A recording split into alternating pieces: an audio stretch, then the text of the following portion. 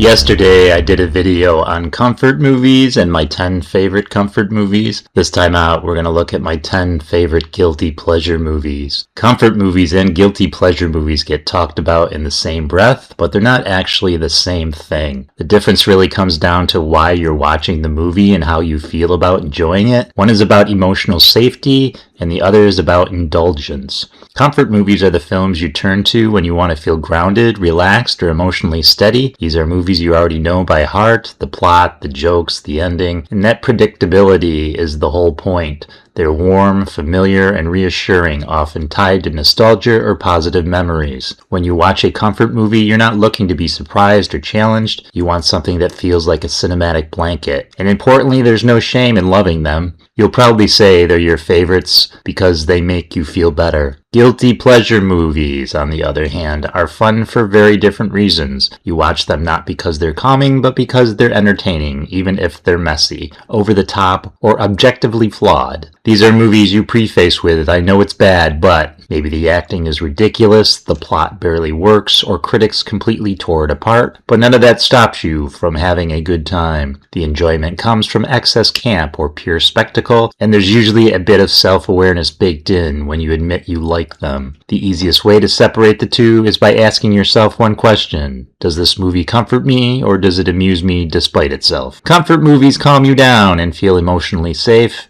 Guilty pleasure movies hype you up, make you laugh for the wrong reasons, or let you turn your brain off entirely. That said, the line isn't fixed. Some movies start out as guilty pleasures and eventually become comfort movies once you stop caring what anyone else thinks, or once culture catches up and embraces them. And honestly, the awkward most people get, the less guilty their pleasures feel. If a movie does something for you, whether it's soothing you or simply making you smile, that's reason enough to love it. Here are 10 guilty pleasure movies that I shamefully enjoy and want to share with you. These are the kinds of films no one really talks about. Movies that flew under the radar, slipped through the cracks, or were quietly forgotten, or people just don't want to talk about them. There's a good chance you've never even heard of some of them, but for one reason or another, they've completely won me over.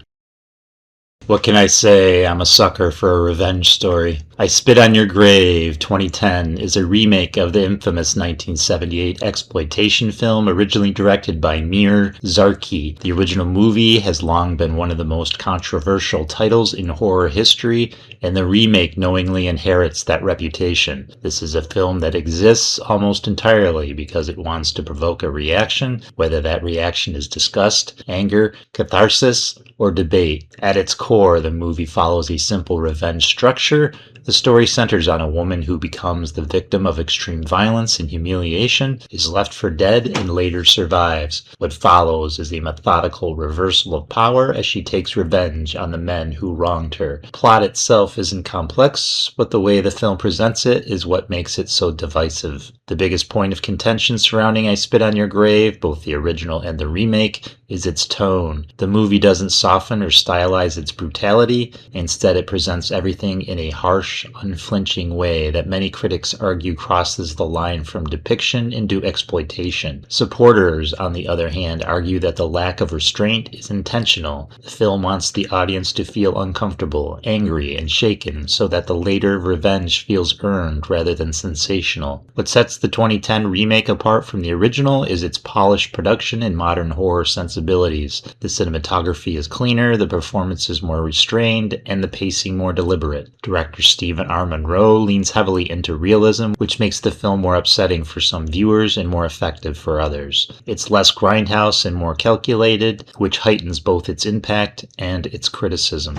The revenge portion of the film is where the opinions split most sharply. For some viewers, it's cathartic, a reclaiming of agency after helplessness. For others, it feels excessive or cruel, replacing one form of brutality with another. The movie refuses to offer moral reassurance or symbolic abstraction. It doesn't mythologize its lead character or frame her as a traditional hero. Instead, it leaves the audience sitting with the ugliness of what revenge looks like when taken to its extreme. Because of this, I Spit on Your Grave is often discussed less as entertainment and more as a litmus test. People ask whether the film condemns violence or merely repackages it. Is it an uncomfortable but necessary confrontation, or is it another example of shock cinema masquerading as empowerment. The movie never answers these questions directly, and that ambiguity is part of why it continues to be argued over more than a decade later. As a guilty pleasure, this film occupies a strange space. Few people would call it enjoyable in the traditional sense. Instead, those who revisit it often do so because it's confrontational, uncompromising, and emotionally intense in a way that few mainstream horror films dare to be. Loving or even appreciating this movie doesn't come easily, which is exactly why it tends to live in the guilty pleasure category rather than comfort viewing. Ultimately, I Spit on Your Grave isn't a movie most people recommend lightly. It's a deliberately extreme remake of an already notorious film designed to challenge the viewer's limits and force uncomfortable conversations about violence, punishment, and agency. Whether it succeeds or fails depends entirely on what the viewer believes cinema is responsible for doing. Jaws 3D, often shortened to Jaws 3, is the third entry in the Jaws franchise and the point where the series fully embraces spectacle over suspense. Released in 1983 at the height of the 3D movie craze, this film shifts the franchise away from grounded horror into something much closer to campy blockbuster entertainment. Instead of the open ocean, Jaws 3 relocates the action to a SeaWorld-style aquatic theme park. This change in setting is crucial because it signals the film's priorities right away. Rather than focusing on isolation and unseen danger, the movie is built around controlled environments, glass tunnels, and large crowds, all elements designed to make the shark's presence more visual, more immediate, and more theatrical. The story follows the Brody family legacy, with Martin Brody's son now working at the park. When a massive shark infiltrates the park's enclosures, what should be a safe, artificial environment quickly turns into a confined nightmare. The idea itself is solid, a shark in a space specifically designed to contain and display marine life. The execution, however, is where the film takes a very different tone from the original. One of the most talked about aspects of Jaws 3 is its use of 3D effects. The movie was explicitly designed around objects and moments being shoved toward the audience, floating debris, breaking glass, and of course the shark itself. While these effects were impressive for some audiences at the time, they've aged poorly, and today they're part of the film's unintended charm. What was meant to be immersive now reads as clunky, exaggerated, and occasionally amusing. Tonally, Jaws 3 lacks the tension that defines Steven Spielberg's original film. There's very little buildup or atmosphere. The shark is seen frequently, the lighting is bright, and the setting is busy instead of isolating. Fear is replaced by novelty. The movie isn't trying to make you afraid of what you can't see. It wants you to react to what's directly in front of you. This is where Jaws 3 firmly becomes a guilty pleasure. The dialogue is stiff, the characters are thinly written, and the special effects, especially the shark, are often unconvincing. And yet, it's difficult to deny the entertainment value. The film has a breezy pace, a striking setting, and a willingness to lean into excess. It feels less like a horror movie and more like a theme park ride, which is oddly fitting given its location. Critically, Jaws 3 was not well received. Many reviews criticized it as unnecessary, shallow, and overly reliant on gimmicks. Compared to the original Jaws, it's almost unrecognizable in tone and craft, but as a piece of early 80s blockbuster culture, it's fascinating. It reflects a moment when franchises were expanding fast, technology was driving creative decisions, and subtlety was often sacrificed for scale. As a guilty pleasure, Jaws 3 succeeds precisely because it fails to live up to its legacy. It's not scary, it's not elegant, and certainly not profound, but it is watchable, memorable, and strangely fun. It's the kind of sequel you put on, knowing exactly what you're going to get: bright visuals, awkward effects, and a ridiculous premise carried by sheer confidence. Ultimately, Jaws 3D isn't a good Jaws movie, but it is an interesting one. It represents the moment. The franchise stopped trying to recapture lightning in a bottle and instead leaned fully into spectacle, and for fans of flawed sequels and cinematic excess, that's exactly what makes it worth revisiting. This film is terrible, but also good. Masters of the Universe from 1987 is a live-action adaptation of the popular He-Man toy line and animated series, released at the height of 1980s franchise filmmaking. From the moment it hit theaters, the movie developed a reputation for being widely different from what fans expected, and that disconnect is the key to understanding both its failure and its enduring appeal. On paper, Masters of the Universe should have been a bold fantasy epic. The source material is filled with colorful worlds, exaggerated characters and mythic stakes. Instead, the film makes a very practical and very controversial decision. It relocates most of the story from the fantastical planet Eternia to modern-day Earth. This wasn't a creative choice so much as a budgetary one. Building Eternia on screen was expensive, so Earth became the backdrop by necessity. The story follows He-Man, Skeletor, and their respective allies as they chase a powerful cosmic device capable of controlling reality itself. When the device ends up on Earth, the battle spills into suburban neighborhoods, music stores, and junkyards. This clash between high fantasy characters and mundane 80s America gives the movie its strange tonal identity. It's part sword and sorcery adventure, part fish out of water sci-fi, and part low-budget superhero movie. One of the film's strongest and most praised elements is Frank Langella's performance as Skeletor. Rather than playing the role like a cartoon villain, Langella treats it with full Shakespearean seriousness. His Skeletor is theatrical, angry, and commanding, giving the movie a gravity that often clashes with its cheaper visuals, but also elevates the material far beyond what it probably deserved. Many fans and critics agree that he's the best thing in the film. Dolph Lundgren's He-Man, by contrast, is intentionally understated. He's portrayed less as a bombastic hero and more as a stoic warrior displaced from his world. While his choice disappointed fans expecting the larger-than-life personality from the cartoon, it fits the movie's more grounded, sometimes awkwardly grounded approach.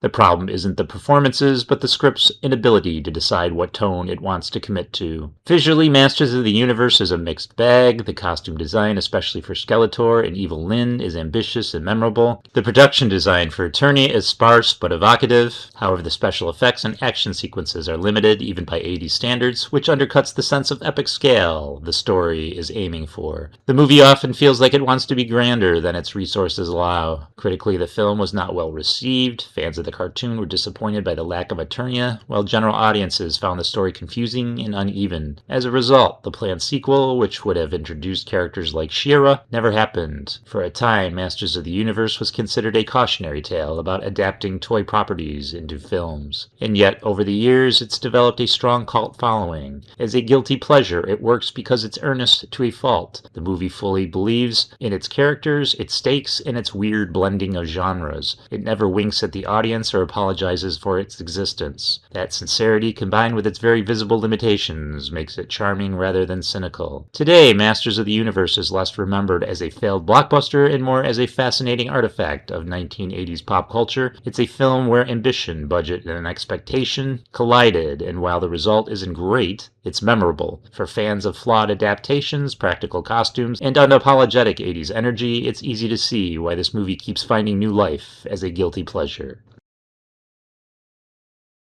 Porky's, 1981, is one of the defining comedies of the early 1980s and a major influence on what became known as the teen sex comedy boom. Directed by Bob Clark, the film arrived at a moment when Hollywood was shifting toward raunchier, youth-focused comedies, and it quickly became a massive box office success, despite harsh, critical backlash. At its core, Porky's is a coming-of-age comedy about a group of high school boys in the 1950s whose lives revolve around rebellion, peer pressure, and proving their masculinity. The plot is loose and episodic, built around pranks, misunderstandings, and escalating confrontations with authority figures. Rather than telling a tight story, the movie functions as a collection of comedic set pieces designed to shock, amuse, and push boundaries. The film is most famous, or infamous, for its humor, which relies heavily on juvenile jokes, exaggerated stereotypes, and deliberately provocative situations. At the time of its release, this kind of comedy felt transgressive, especially compared to the cleaner, more restrained films of the 1970s. For many audiences, Porky's represented a kind of forbidden fun, something crude, rebellious, and intentionally tasteless. What often gets overlooked in discussions about Porky's is that it isn't purely anarchic. Beneath the outrageous humor, the film also plays with themes of insecurity, social hierarchy, and humiliation. The characters are constantly trying, and often failing, to assert control in a world where adults, institutions, and social expectations still dominate them. The comedy frequently comes from that imbalance of power. Critically, Porky's was widely dismissed as lowbrow and irresponsible, and its reputation has only grown more complicated complicated over time. Many aspects of the film feel dated, and modern audiences often struggle with its tone and perspective. As cultural standards shifted, Porky's became less of a mainstream favorite and more of a historical artifact, a snapshot of what studio comedy was willing to celebrate in a specific era. As a guilty pleasure, Porky survives largely because of nostalgia and energy rather than craftsmanship. It's loud, unapologetic, and confident in its own absurdity. For viewers who saw it at the right time or who approach it as a piece of 80s excess, it can still be entertaining even if it's no longer easy to defend. Ultimately, Porky's isn't remembered as a great film so much as an influential one. It helped open the floodgates for a wave of similar comedies throughout the decade, for better or worse. Whether you view it as a harmless relic or an uncomfortable reminder of how much tastes have changed, its impact on comedy history is undeniable, and that's why it still gets talked about today. Sticking with stupid 1980s comedies, let's talk about Police Academy, 1984. It's a broad comedy that perfectly captures the anything-goes attitude of 1980s studio humor. Directed by Hugh Wilson, the film launched a massively successful franchise not because of story or sophistication, but because it understood exactly what kind of entertainment audiences were craving at the time. Loud characters, simple jokes, and constant gags. The premise is intentionally thin.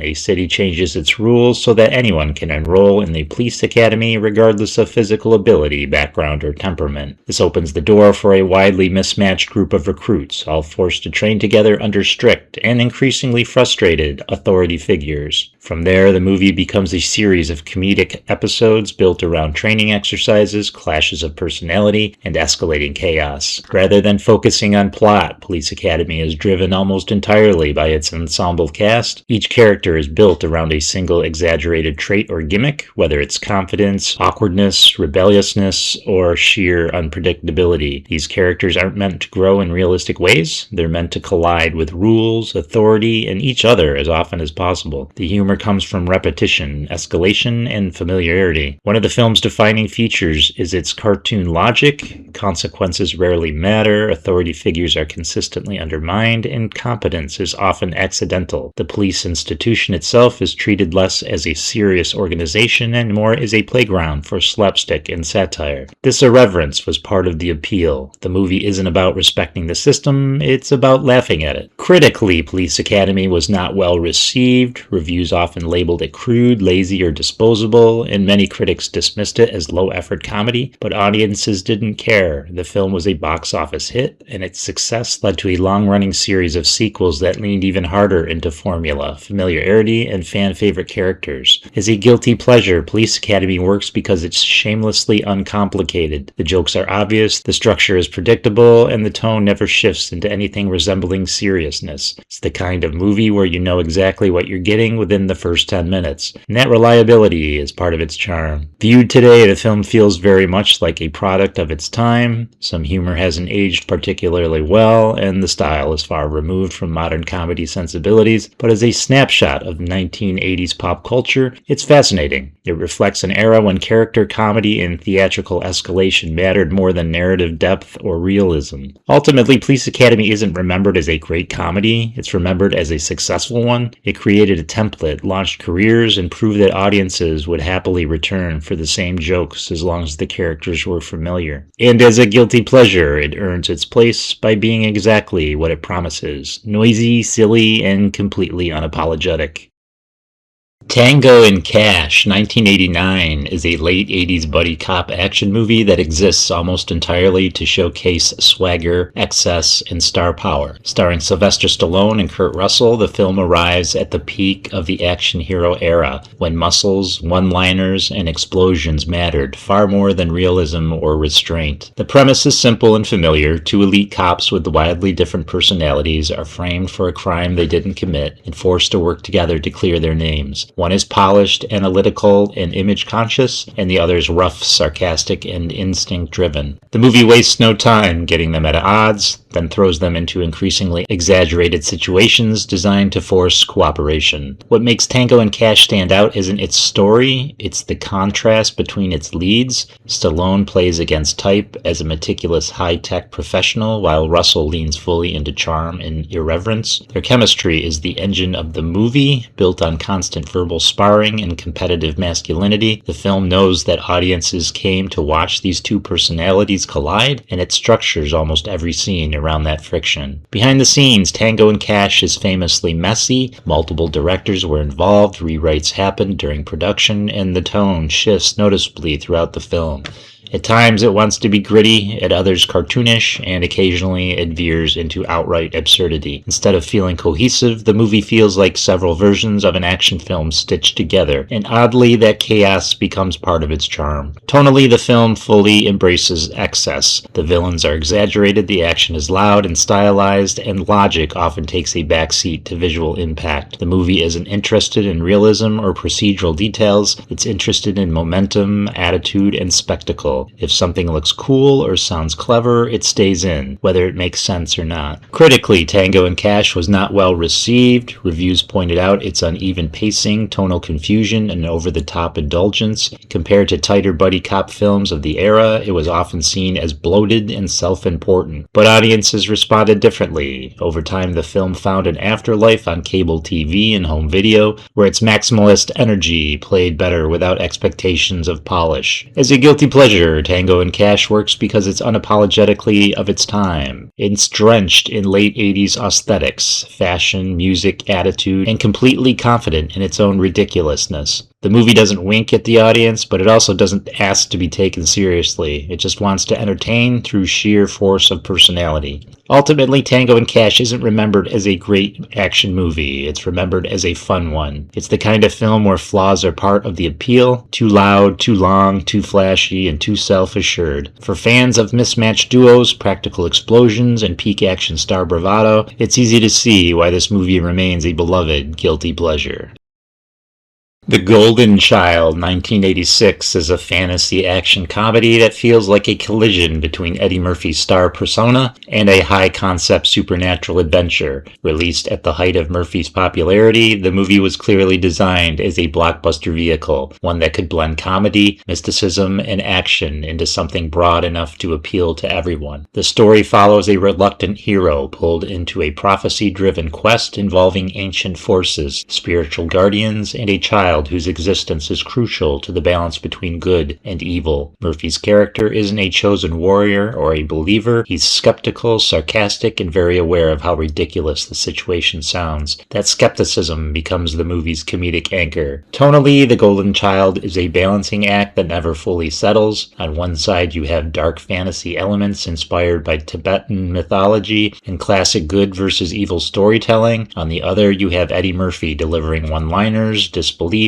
and modern attitude. The movie constantly shifts between mystical seriousness and comedic deflation, sometimes within the same scene. This tonal clash is the film's biggest weakness and its biggest source of charm. The movie clearly wants epic stakes, but it also can't resist undercutting them with humor. Unlike Murphy's earlier, more grounded comedies, the jokes here often bounce off elaborate sets, supernatural villains, and heavy lore. Sometimes it works beautifully, other times it feels like two different movies sharing the same runtime. Visually, The Golden Child is ambitious for its era. The production design leans heavily into 80s fantasy aesthetics, practical effects, elaborate costumes, smoky temples, and exaggerated villains. Some of these elements have aged poorly, but others give the film a tangible, handmade quality that's missing from more polished modern fantasy films. Critically, the movie received mixed reactions. Some critics felt Murphy was miscast in a role that required restraint and mythic seriousness, while others thought the fantasy elements distracted from his comedic strengths. Audiences, however, showed up. The film was a box office success, proving that Murphy's charisma could carry even the strangest genre experiments. As a guilty pleasure, The Golden Child works because it's earnest despite its confusion. It never mocks its own mythology, even when the comedy pokes holes in it. The movie believes in its stakes, embraces its weirdness, and commits fully to its fantasy world, even when it's awkward. Ultimately, The Golden Child isn't isn't a great fantasy film, and it's not a pure comedy either. It's something in between, a uniquely 80s hybrid driven by star power, ambition, and excess.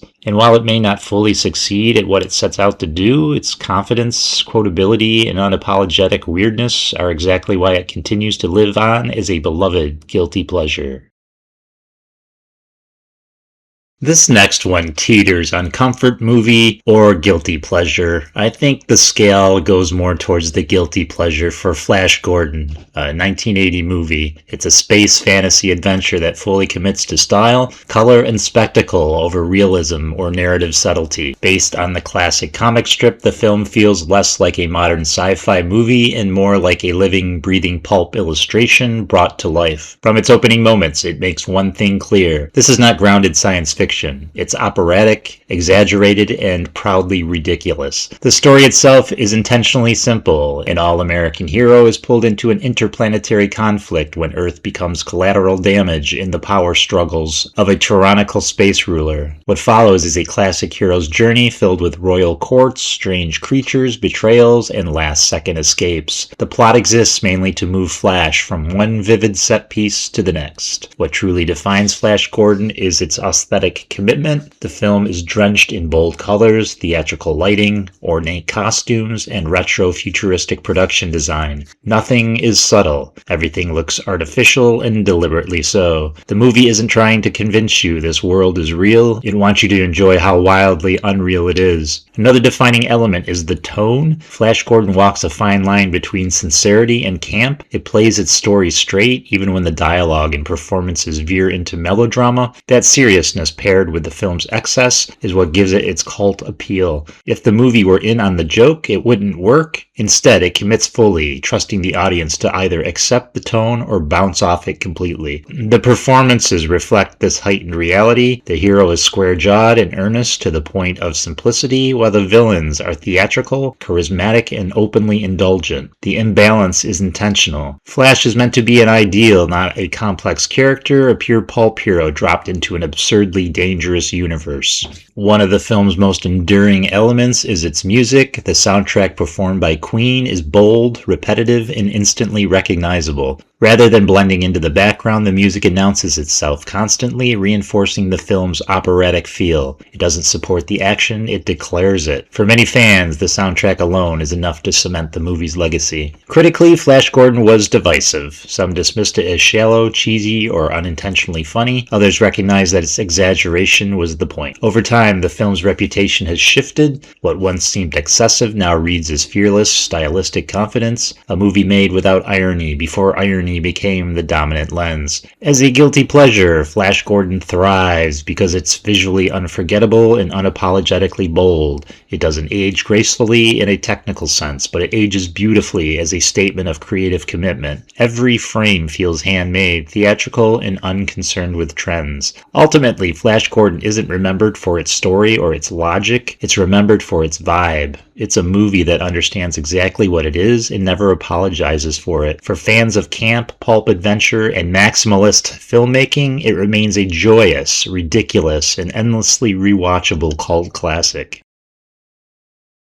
Oh, this movie could have been so much more. Superman 3, 1983, is the point where the original Superman film series takes a sharp turn away from epic mythology and leans heavily into broad comedy. Coming off the success of the first two films, this installment reflects a growing uncertainty about what audiences wanted from Superman: grand heroic storytelling or lighter, more comedic entertainment. The basic story revolves around technology, greed, and corruption, with Superman facing a threat rooted less in alien power and more in human ambition. Instead of a singular iconic villain, the movie focuses on corporate arrogance and technological misuse, which was a very timely concern in the early 1980s. On paper, that idea is clever. In execution, it's uneven. One of the film's most notable shifts is its tone. Superman 3 leans hard into slapstick and situational comedy, much of it centered around a new side character played by Richard Pryor. Pryor was one of the biggest comedy stars in the world at the time, and the movie is clearly built built to showcase him. While his performance is energetic and charismatic, it often feels like it belongs in a different movie than the one Superman is in. This tonal imbalance is the film's biggest problem.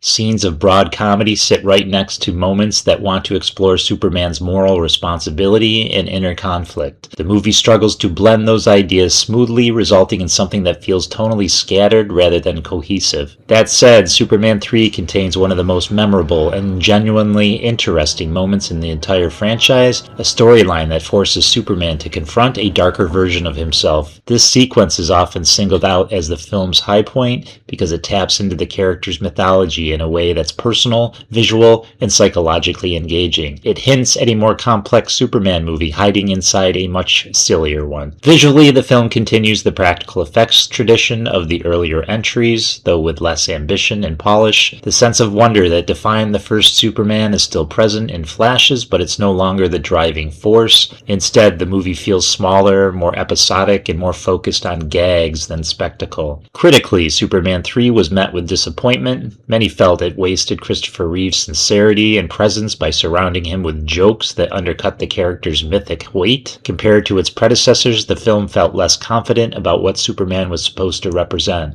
As a guilty pleasure, though, Superman 3 has endured. Its flaws are obvious, but so is its charm. Christopher Reeve remains a compelling Superman, even when the material lets him down. The movie is colorful, strange, and very much a product of its era. A 1980s blockbuster, unsure whether it wants to inspire awe or laughter. Ultimately, Superman 3 isn't a great Superman movie, but it's an interesting one. It captures a transitional moment where superhero films hadn't yet figured out how to balance seriousness and fun. And for fans of uneven sequels, strange creative choices, and flashes of unexpected depth, it's easy to see why this movie still earns its place as a guilty pleasure.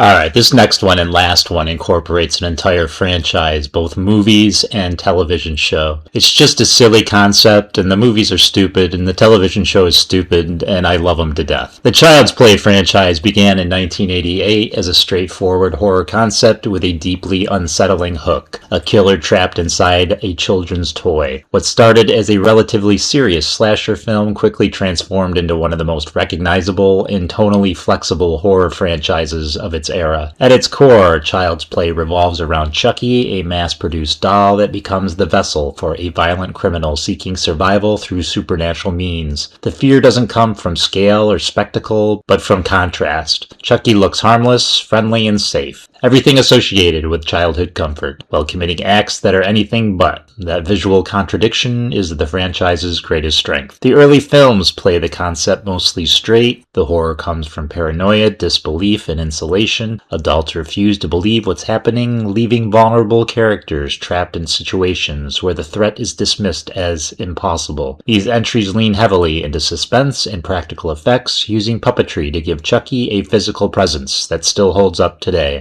As the series progressed, the tone shifted dramatically. By the time the franchise reached its middle chapters, Child's Play had embraced dark comedy and self-awareness. Chucky evolved from a silent slasher figure into a fully vocal, personality-driven character. He became sarcastic, vulgar, and increasingly aware of how absurd his situation was. Rather than undercutting the horror, this shift gave the franchise a new identity. This tonal evolution is what allowed Child's Play to survive, where many slasher franchises burned out. Instead of endlessly repeating the same formula, the series leaned into parody, genre blending, and even relationship dynamics. Horror, comedy, and satire coexist, sometimes unevenly, but always deliberately. Another key factor in the franchise's longevity is its continuity. Unlike many horror series that reboot or ignore previous entries, Child's Play largely maintains a consistent storyline across decades. Characters age, relationships change, and the past events matter. This gives the franchise a strange sense of emotional investment for something built around a killer doll. Critically, the franchise has been divisive. Some fans prefer the earlier, scarier films, while while others love the latter entries for their humor and boldness. Purists argue about tone shifts, where cult fans celebrate the series or for refusing to stay static. Even its reimagining attempts sparked debate, highlighting how strongly audiences associated the franchise with its original identity. As a guilty pleasure, Child's Play works because it's confident in its absurdity without abandoning its roots. It understands that the premise is ridiculous, but instead of apologizing, it doubles down. The franchise survives on commitment, committed performances, committed tone shifts, and a central villain who's allowed to be both terrifying and entertaining. Ultimately, the Child's Play franchise isn't just about a killer doll, it's about adaptation. It's a rare horror series that grew with its audience, changed its voice, and leaned into cult status rather than chasing mainstream respectability. And whether you prefer it scary, funny, or somewhere in between, its willingness to evolve is exactly why it's still relevant decades later. So yeah, these movies might be messy, ridiculous, or critically dismissed, but I like them anyway. Not ironically, not defensively, I just like them. And if there's one thing I've learned from revisiting these films, it's that enjoyment doesn't need justification. Sometimes a movie just works for you, and that's enough. These are guilty pleasure movies, but I know I'm not alone. Everyone has films they love that don't get much respect or don't get talked about at all. So if you have a movie you secretly or not so secretly defend, drop it in the comments. I'm always looking for the next overlooked favorite.